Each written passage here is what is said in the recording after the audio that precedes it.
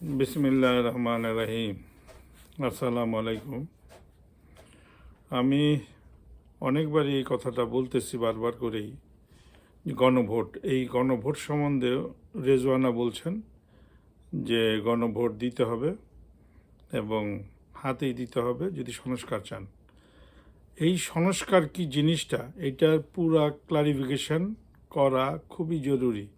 যেহেতু উপদেষ্টা রেজওয়ানা এই কথা বলেছেন, এর জন্য ওনার দায়িত্ব, প্রধান উপদেষ্টার দায়িত্ব এইগুলি সঠিকভাবে জনগণকে বোঝানো যে গণভোটটা কি জিনিস, হাতে ভোট দিলে আমাদের কি হবে, নাতে ভোট দিলে আমাদের কি হবে।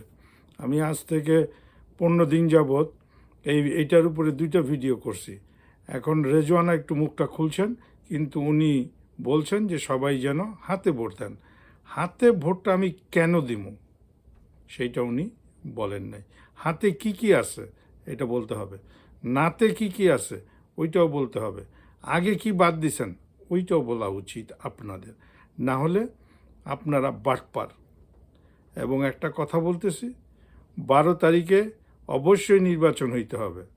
12 তারিখে যদি আপনারা নির্বাচন না দেন, একটা কথা মনে রাখেন, আপনাদের গতি অনেক খারাপ হবে। সেই আগের অবস্থায় আপনারা ফিরে যাবেন, স্বৈরা শাসকদের মতো।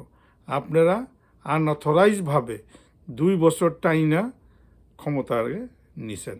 এটা খুবই খারাপ কথা। এটা 3 মাস 6 মাসের মধ্যে শেষ করা উচিত ছিল।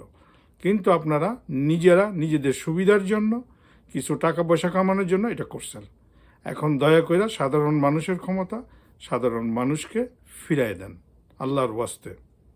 আসসালামু আলাইকুম।